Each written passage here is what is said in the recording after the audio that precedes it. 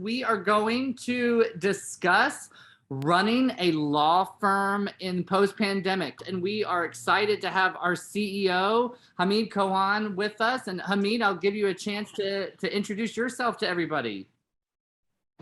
Hello, everybody. Thank you, Paul. It's a pleasure to be on this webinar today and speak about how to scale and manage your firm after the pandemic. Yes, we are excited. So today we're going to talk about some of the lessons and the data that we have gathered from our clients. And so we're going to touch on virtual operations, virtual staffing, and virtual marketing. And to kick off, we have got a couple poll questions that we're going to ask you. And so the first one is an agree or disagree. Do you agree or disagree that the pandemic has forced law firms to rethink their operational models? And then it looks like the second follow-up question we had is, if you're rethinking, what is going to be more important to modernizing your law firm? Is that technology, or if it's allowing virtual employees? I think the numbers are pretty accurate as far as the technology and the virtual staffing played a big role during and after pandemic. And the firms that they actually were able to react to this and adjust and pivot after we all went virtual are ahead of the game, and the people who are basically waited to see what's going to happen. And they're going to fall behind a couple of years because everybody else basically moved on, knowing that after the pandemic, their life and business going to be very different. Oh, I totally agree. And I think that specifically the results kind of being around 50-50, there's an interplay. The modernizing and updating of technology is absolutely needed in order to effectively have a virtual staff. So they interplay with each other, and certainly our webinar is going to touch on that. Right. So some of what we have learned here is that, it is important after the pandemic that both employees and owners are wanting to work remotely and have the ability to run their law firm anywhere. And that in having that or serving that there is a greater need for technology. And by virtue of those two things, you're rethinking how you operate your law firm. So without further ado, let's slide 4, please. Let's get into that first area. If we are talking about virtual operations, Hamid, if you have a client that is starting ground zero, they really don't have any virtual operations, what's 3 things that they've got to review to get going? Sure. Let me first start by saying that before the pandemic, everything was just one way. Everybody in the office, everybody you hire comes in the office. Even if you're having other offices, it was all physical offices with physical people in it. Then we got dumped in 2019 into the shutdowns, and everybody's going home, everybody's working remote. So it was like 100% shift from completely in person to completely virtual. Even the people who needed to be virtual, to be in the office, opening the mail, processing papers or whatever, we couldn't even pull that off. And it was very challenging. So after that, being able to operate virtually became a very key factor to be able to have not only the staff that you need to be able to operate and manage virtually, but it requires a whole lot of technologies to be able to pull that off. It starts anything from, how do I do a time tracking for my staff? How do I do progress management for my staff? How do I assign tasks and track the task that I am actually giving to the staff?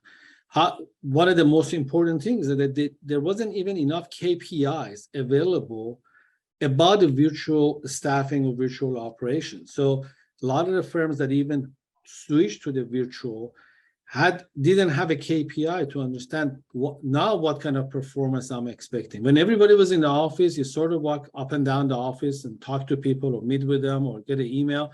and you know progress, you know who's exhausted, who is overloaded, who's not, and you did that. But what do you do when you have all of these people virtually?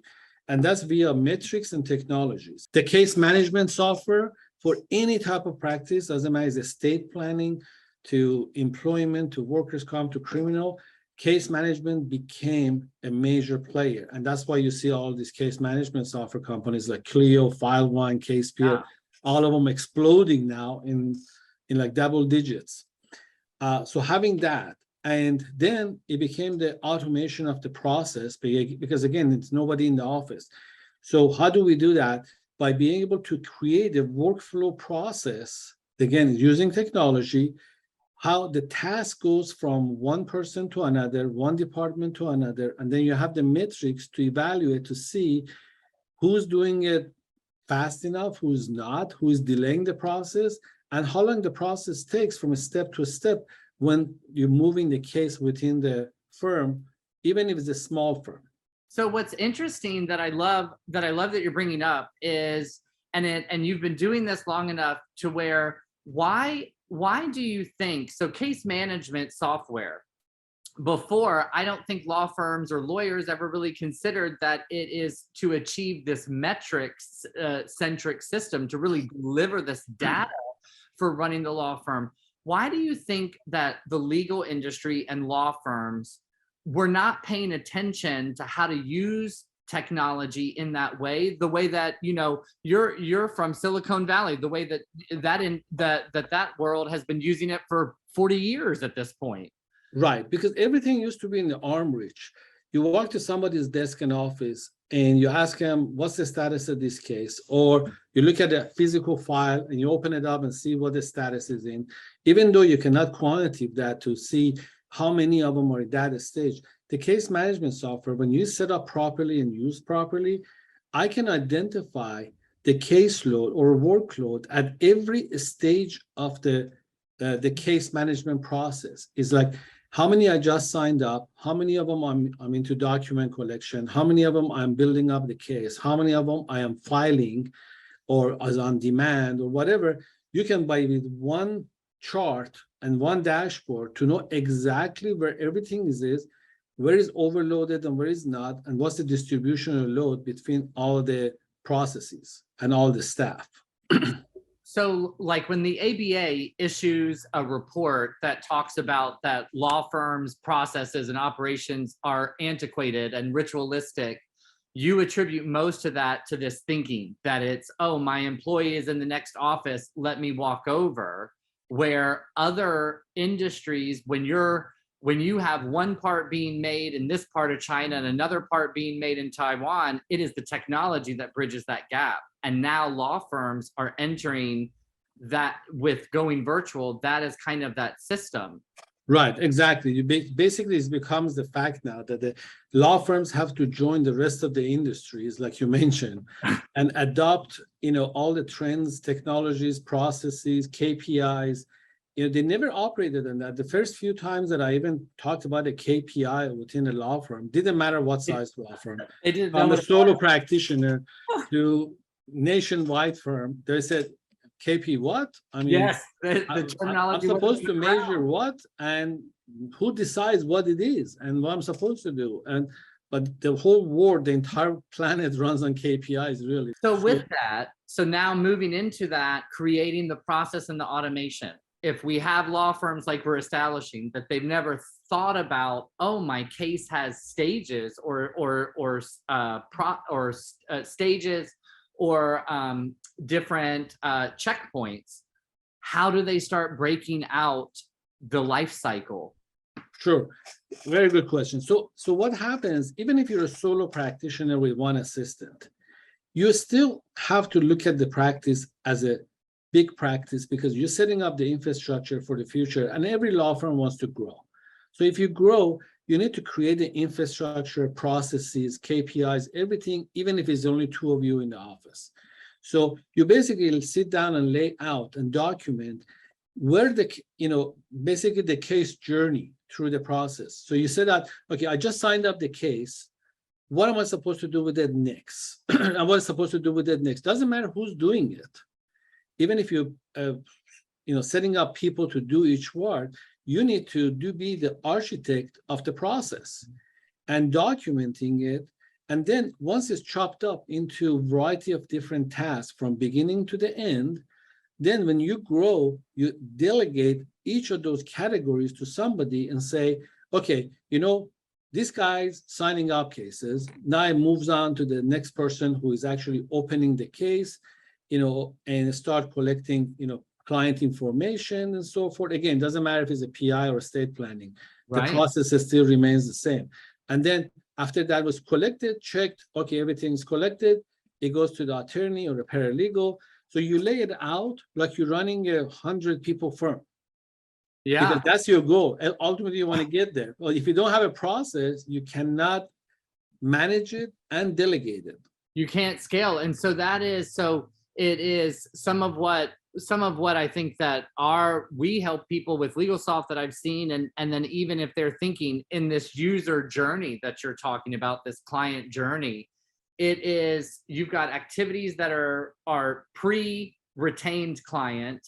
And then there might be different stages, but the system of what happens that they've signed a contract and then you start post-contract, is that kind of a good starting point? Yeah, absolutely. You have to have the vision that you're essentially hired by your own firm to create a process, infrastructure, job descriptions, performance metrics and all of that. And you will appreciate it years down the line when you have a much bigger firm that you've done this in the beginning, so everybody knows their positions, their deliverables, and their performance metrics. And so, Hamid, talk about this too, because I think that for those ambitious lawyers, you have several clients who really said, I don't necessarily want to be a part of any of anything that doesn't require me to be a non-lawyer. I don't want to do. And law firms have always thought, like you said, if it's not within my four walls, it can't be a part of the case. There are other options out there. Can you share? Absolutely. Again, it is breaking down the tasks where they can be delegated. Usually when I consult with the attorney, I always say, write down everything that you do during the week. And then we sit down and review what they do. And about 70% of it is what they shouldn't do, or they shouldn't afford to do it, and they're consuming their time to do it where they're supposed to be doing the other things. So breaking it down and then outsourcing it to virtual staff, contractors, law clerks, whatever, start the delegation process. So as you grow, you're not the only one who's going from working 9 hours a day to 12 hours a day and then 16 hours a day. And then after that, it doesn't stop. You start compromising and not doing what you're supposed to. So after you're capped on the number of possible hours that you can do, then you start saying, okay, I don't have to do that. I don't have time to do this. Then you start breaking it down. Yeah. And what we're seeing a lot is, so what used to just be after hour call centers, a lot of those industries are moving in that they will become your intake answering service. What do you say to lawyers who are fearful of trying that the intake department doesn't necessarily have to be someone that you employ full time? Yeah, I'm not a fan of the call centers at all, because if I'm running a firm, if I'm really working really hard, hoping for growth, hoping for that big ticket, case that comes in, I don't want to trust some random person sitting in somewhere else who's random, and I don't even know their name, to take that call. I want somebody who I've trained and trust, and there's controls in place to take that call and give them the service that I like to present, and I'm not missing in a case or a client. So that's why the intake virtual staffing that you have trained, work any hours that you wanted to work, and follows your instructions and incentivize for you to grow and get a case and sign up a new client. That's the best scenario to handle your intake. Yeah, I think you're right. I think that touches on, Hamid, as a starting point, you have some clients that their entire intake process is outsourced through dedicated virtual staffing. Oh, And they're- absolutely. We have people anywhere from, again, solo practitioner who has like a one full-time intake virtual staff, all the way that I have a PI firm in California that has 34 intake staff that are bilingual 24/7, and they're trained, incentivized, and managed by the firm. And they essentially cover everything. And they experience about 35% increase in their conversions from the leads by having the system in place. But they basically don't miss a lead and they don't miss a case. If anything that is signable gets signed.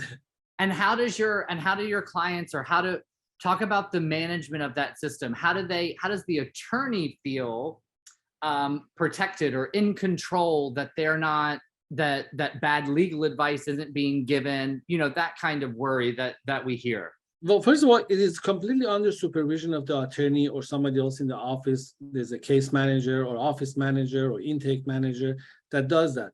But the second thing is that these people are not set up to do any kind of legal advice. They're intake staff. So they collect information based on the eligibility criteria to identify if the case is qualified or the client is qualified to be signed up. They're even sending them a, e-retainer to be signed, DocuSign or whatever. And that even at that point, there's no liability for the attorney because it hasn't been countersigned by the attorney. So the attorney can still evaluate that client case and call them to get further clarifications on it before fully retained. All it takes, even at that point, if it's not a qualified case, to do a drop letter and get out of it if they have to. So the intake staff, in a small firm, the intake staff does intake, does document collections, sets up the appointments with the attorney or medical appointments, everything else, like a true legal assistants who have no distraction and is fully dedicated to one firm to do all of this for them. And is scalable. Once you grow, you go from 1 to 2 to 2 to 4, and you move on. So that makes it very scalable. And the scalability with the interplay of keeping expenses down, because as consumers, as legal consumers are savvy and have more access to information, they want the cost of hiring a lawyer to go down, which presents a problem for law firms. Yeah, because in average it's about a $2,000 a month for a full-time virtual staff, so it's very reasonable. The other thing about it is that you're not obviously not paying employee taxes, employer taxes, and overhead and so forth. And in a lot of situations is also a case cost on the contingency-based, cases. So it helps out a lot financially. And as far as the control you mentioned, how do you control? How is it safe? Mm-hmm. Well, to me, is safer than having an in-house staff, because these folks don't know. They're not into as much of taking benefits of the information that is collected and gathered by the firm. And what we do, we have set up in place, we did that from beginning because it was my own concern, is that we capture the screens every 15 minutes. We capture every URL they go to. We record all of their calls, and we manage their attendance. And all of the stuff that I wish I could do without my internal staff that I can't do either operationally or legally, mm-hmm. I can do it remotely and make it available to the firm. So to me, it's much safer to have one of them than having somebody, sitting in the office who can browse and look at information or whatever and misuse it. Right. And why do you think that, or when do you think that the attorney should be I don't want to use the word perfect, but in a good system that's scalable? When should the file really be passed to the attorney's desk and the attorney actually pick up the case? Is when they are actually in the position where the clients sign up, the information is collected, the documentation is collected, all the boxes are checked, ready for it's almost like an inspector in a way. if all the work is done, comes to my desk. If you have a case management software, you can see it that everything is done, everything is there. All the supporting document is electronically stored on the case file. And I'm just looking at it like an advisor, like a consultant. They still tell the case manager or paralegal, okay, do this next, do this, don't do that, ask this, send them to this treatment, whatever. You instruct them to do that until it goes to the next stage and comes back and says, okay, now we need to contact the other counsel, or we need to file a complaint, or do the draft, or start doing the depositions. They need to really focus on to doing lawyering. And if they not even want to do lawyering, I have a lot of lawyers who don't want to be doing any lawyering whatsoever. They sort of fell into this law by coincidence or accident or whatever. They still need to set up the same system because somebody got to do the lawyering. So if you're hiring somebody to do it, great. If it's you got to do it and not go back and forth, try to, post something on social media and go start editing your website and start sort of opening the mail. I mean, scanning, doing this and that. I mean, this is not the part of the deal when you become an attorney. Yeah, you have to commit to the lanes in the system and then actually give it the time to develop and work that way. What is, I think a lot of attorneys, or do you find a lot of attorneys, if they are transitioning in this this modernization of their law firm, they say they've been an attorney for 15 years. It's intimidating to move to a CRM and technology. What are ways to make sure that all their paper files aren't lost? How do you advise them on that? Look, it's always kind of too late, or is a perfect time to switch to some sort of technology. A lot of us don't like technologies and logging into multiple places and entering data in multiple places, but it's necessary right now to do that. It's a part of the necessity of having a practice that is going to scale. Like it or not, I mean, we all tied into our cell phone, like it or not. We're all tied into social media, like it or not. So this is just another part of it. It's almost like saying, why do I need to go to 3 years of law school? I can just do it in one. Well, I'm sorry, that's what it's going to take. Yeah. Like it or not. That's true. That's true. And so in this system, when you say, or when the data shows that you're going to increase your caseload, is it quantified? Like, is it a if you do this, then your cases will increase? It's kind of formula based. Yeah, because now you're getting a chance to truly evaluate the case with all the facts and figures in front of you. You get an opportunity to add value. Attorneys are supposed to add value to the case, okay, or make the case better. So that's what gives them opportunity to do that. And as far as increasing the value, sure, but as far as if you want to, if you move into the marketing on the virtual, I can explain how things changed using this virtual staffing and virtual services to be able to grow and expand your market share also. My opening question for you is, a lot of attorneys don't even think about a cost per case or cost per acquisition.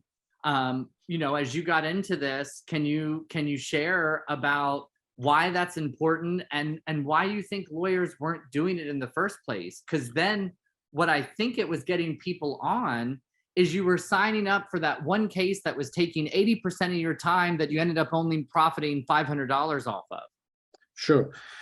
So again, before the pandemic, a lot of physical socialization, going to mixers, happy hours, meeting friends for colleagues for lunch or dinner or gatherings and so forth, doing a lot of networking. Well, that sort of went to nothing. So everybody got stuck at home or whatever they are, and there was not much of a socializing, which stopped the growth of the organic way of getting referrals. So now what we learned during that is that we got to find other channels to connect to our referral networks, which I like to call it a referral network, instead of trying to see them in the mixers or conferences or this and that. Now I have places like LinkedIn that I can go in there and I can connect to thousands of attorneys, engage in the conversations. I just had a perfect case with one of my clients who is a very successful class action employment attorney with a lot of success, have 11 attorneys and so forth. And he was getting cases through every other way except referrals, basically. Mm. So I gave him a virtual legal staff that we trained to build his referral network. So this person said on his LinkedIn, give him a credential for the LinkedIn, and started connecting to the lot of other attorneys in the state to set up a 10-minute conversation with a client, with my attorney. He just called me on Friday and says, look, in 2 weeks, I connected to 20 referral sources, and they already, and his standard of signing up a case is very high. And I signed up 8 cases, and I have to put this whole thing on pause because it's killing me. Now I have more connection and more cases that I want to handle. And says, Jonathan, what do you mean stopping it? It's going great because but now I need to go hire a few more people because this, and I just did it for 2 weeks. So look, this is a whole new thing that you wouldn't have thought about it 6 years ago, to use LinkedIn to build a referral network. So it's a very effective way to do that. And this is also one of the results of going, through the COVID process and going virtual. Well, what's interesting about that, Hamid, is that because it goes back to where I use this language where the ABA keeps reporting that the practice of law in the United States has largely been ritualistic. Why was there referrals? Because that's what they did for the past 100 years. Or you went to the country club, like you were saying, and your neighbor gave you the case. And so this stuff that what you just said, this LinkedIn referral, it seems almost elementary, especially when you're putting it in marketing terms, but it is so revolutionary to lawyers. And so why do you think there was such a disconnect in the industry? Because everybody who, the attorneys, when they become an attorney, go work on some traditional firm typically, who's been around for a while and followed another traditional firm, passed on. So an attorneys usually, I hate to generalize, but in this case, they love to follow, not necessarily lead. So they say, okay, everybody puts up a billboard. I should be able to put up a billboard. Everybody sends out a mailer, so I should set up a mailer. So thinking outside of the box, which is typically in the technology arena, in the high tech, where it basically says, don't follow anybody, invent and reinvent and be creative. It wasn't there. So everybody did what everybody else used to do. So when you're coming and say, look, don't go to the country club, go to the mixer, go in LinkedIn for an hour and build up a lot of contacts. And this contact's going to give you cases, which is going to help you grow the firm. So it's a whole new way of thinking, because even the younger attorneys who very, very expert on social media, but they think it's just using it for the personal. They don't pivot what they know and learn and observe within their personal social media into the business. And I think some of what you have, your vision with LegalSoft, is also driving home and encouraging that you don't have to do it yourself. Law firm doesn't have to do it itself. There are support services, companies out there that you can use. Exactly. For example, these referral services, I gave example about Jonathan, the entire having this virtual marketing person would have cost him like $7,500 for 3 months of a full time of a person doing this, which for him, with the 8 cases he signed up, it paid for it for the next 8 years. I mean, already within the 2 weeks. Because he has high value cases. But outsourcing those services and managing it helps you grow your practice. And then moving into the content, which is your next topic with that, is that, we get to know, trust, and work with people within online now. We can't go check out their offices. We cannot go check out their yellow pages and BBB ratings and Yelp ratings. And it becomes a lot more of getting to know your attorney online. So that means I got to generate meaningful, relevant content in my social media, on my website, everything that is an online presence to gain the trust and the confidence of people to work with my firm. Yeah. So, and that has a bit of a trick to it too. Not everybody's the expert generating content. Like, our team spends a lot of time identifying very relevant content that is both informative, entertaining, engaging, and being able to edit those things, put them online to build credibility and online presence for the firms. It doesn't matter, again, if you like it or not, now is a must. I was just about to say, and this is where they all these pillars, if you so to speak, your operations, your staffing, and your marketing, how they flow together is that you can't spend your day interviewing potential clients because you now have to build in time making real content that is engaging the potential clients to learn about your firm. Exactly. And then moving to the lead generation part, one of the things also extremely changed through the lead generation. It became a lot more competitive, a lot more expensive. And the old traditional ways of getting clients from your friends and families and neighbors and so forth, if the neighbor or friend wants to give you a referral case, to that 10 minutes that he's talking to you, he's going to see like 8 different ads online while he's talking to you about attorneys to do the exact same thing. So it's not even safe or secure anymore, because by the time you're having that conversation, the case is already gone to some other attorney. Because again, it's very competitive, it's all over the place. Anywhere you go in social media, anywhere you go online, you get bombarded with a lot of ads and promotions about, some other attorney doing what you're doing. So you got to depend on, you have to have several, my recommendation is always have 3 lead sources that you're continuously working with a specific budget.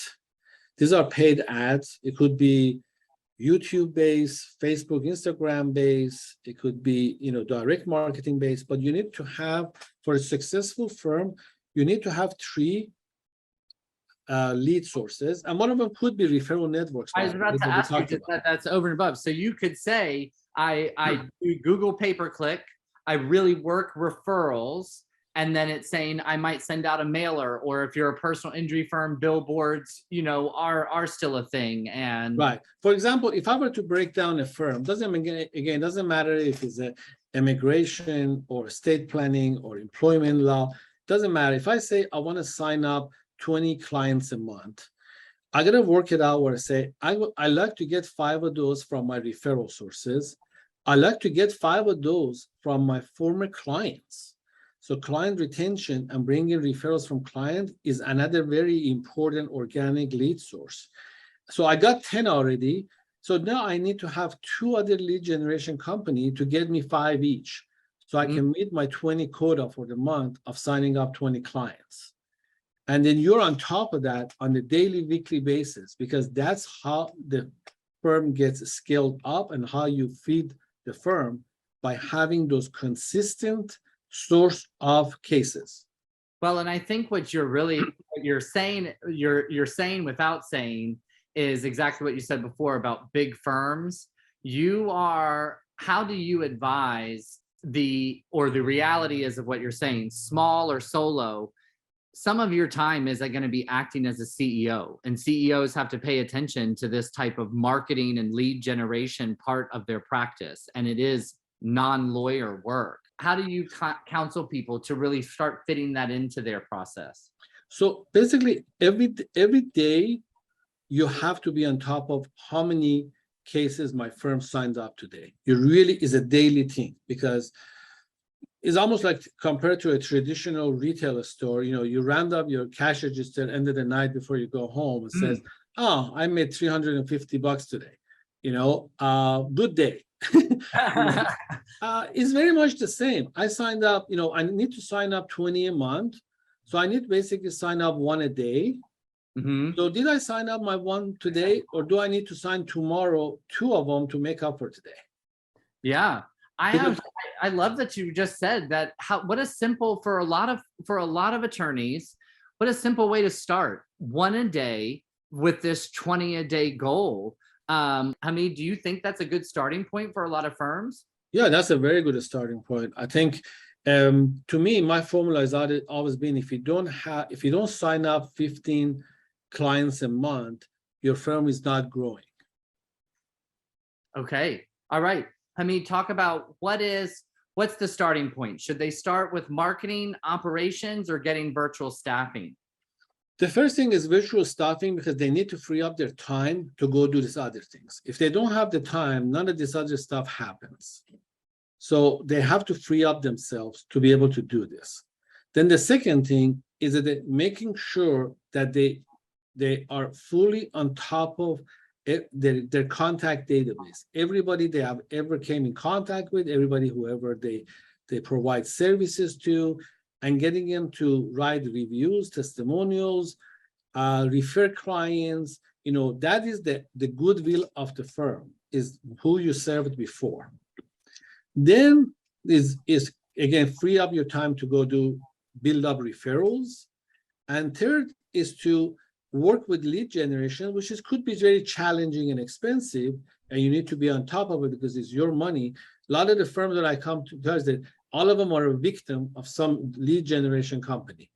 I haven't never found one firm that says, "Oh man, is heaven."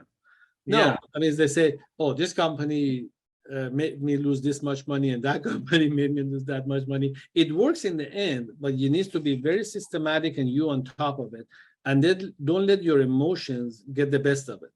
Well, thinking about, we do hear that a lot. How much of it do you think is marketing companies taking advantage of the lack of knowledge of lawyers, or is it a lack of an actual sales focused process? Look, I think they can both share the blame, because if you don't give them criteria to meet, a lot of times they have this conversation, the lead company says, "Hey, Paul, we do this for a lot of firms. We can generate you 20 cases a month, blah, blah, blah. Just give us the money. This is our management fee. This is your ad spend."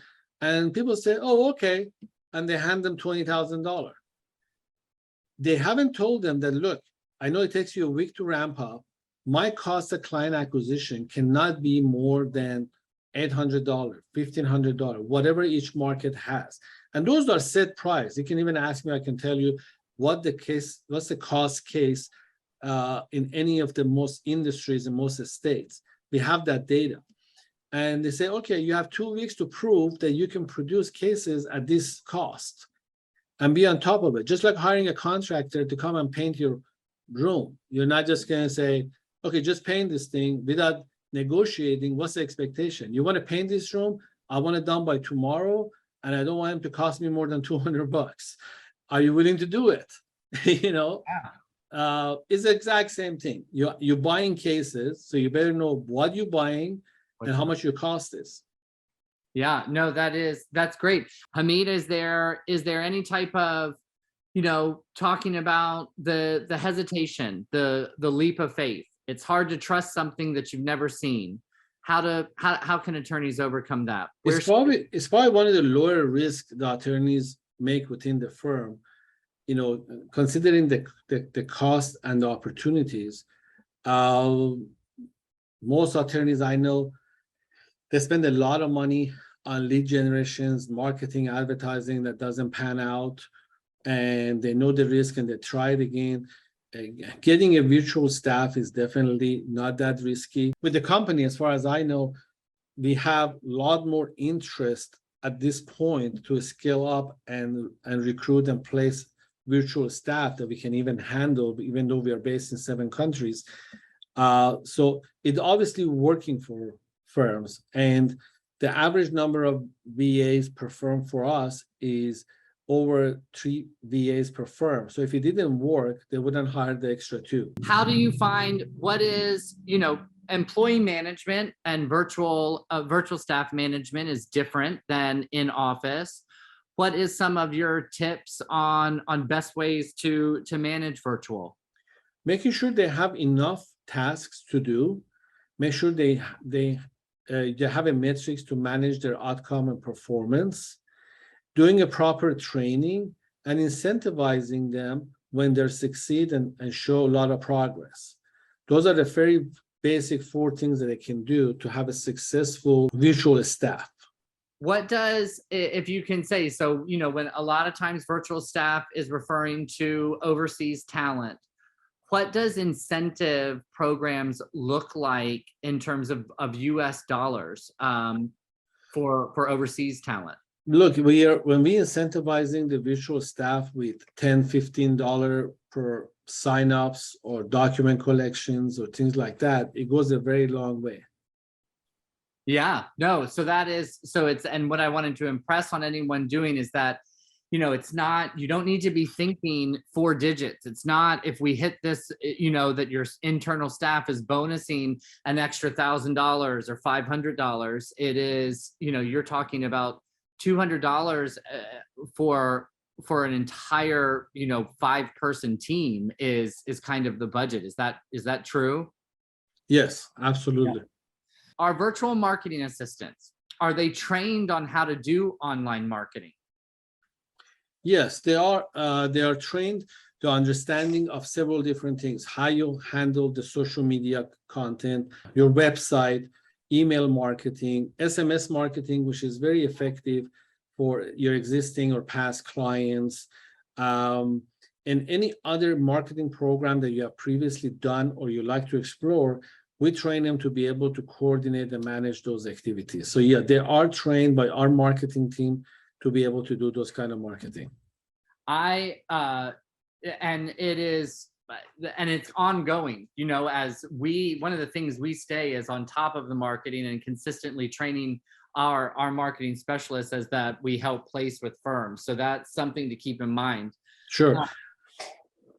And I see another question about the cost. The typical virtual staff cost, like the marketing or intake or case management, it averages about $2,100 a month as a full-time staff. And compared to the physical folks that you have to hire that cost more than $5,000 to $6,000, a loaded cost.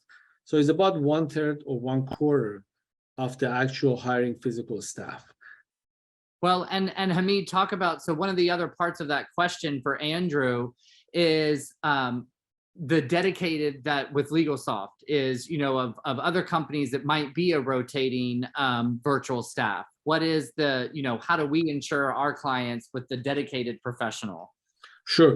So we have a very strict rule, and because we manage, and again, watch them work, watch them, attend and track everything, is that these are dedicated virtual staffing, that they are not working with anybody else and they're not working with any firm. That's an immediate termination if that ever happens. We never had one of those cases. And look, it is scalable. Even if you try to hire a paralegal within the organization, first of all, it's expensive, it's hard to find. And then if it's good and you want to try to get another one, you can't afford it again and you got to find it again. And it creates a lot of other issues. With the virtual paralegals, when it works out for you, you can just basically have us recruit you 2 more. And there's no extra cost to that. Yeah, and we have another question that touches on that. At this point, you've been staffing for a while. So is it an expectation that some of the employees that they are staffed with have previous legal experience? Some do, some don't. You get to review and interview several to pick who you like to work for your firm. We have training curriculums and process created by our own staff attorneys, who we train and prepare these VAs for your firm. So they're definitely not the experts, but they're not coming in with not knowing anything about the practice either. And some of them have have worked for certain law firms for 6 months plus and come back in, are available for a switch. So a lot of them have direct relevant experience. Yeah, absolutely. We have anything from intake staff to folks who actually finish law school in their respective countries in English. So you could get lucky and get one of those folks who have actually finished 3 or 4 years of a law school, who you'll be able to staff full-time for less than $3,000 a month. So the best thing I can say, just you got to give it a try. Yes, and so with that, should law firms and should lawyers, should they think of virtual staffing as these temporary fixes, or should they be thinking that this is a full team member? No, this is a full team member. This by no means is temporary, because we provide them such incentive programs long-term, including health insurance, continuing educations, bonuses, reviews, and everything, that they feel like this is a full-time job. This is not a gig for them. This is actual full-time job. Yeah, no, I love that. Hamid, we've got another question about virtual assistants and the necessary equipment, phone, computer, Microsoft Word and Excel, things like that. Sure, they recruit with all of those. They have computers. We make sure they have high-speed internet. If they don't, we get them the high-speed internet. They pretty much set up, if not the same, better than most folks in the office.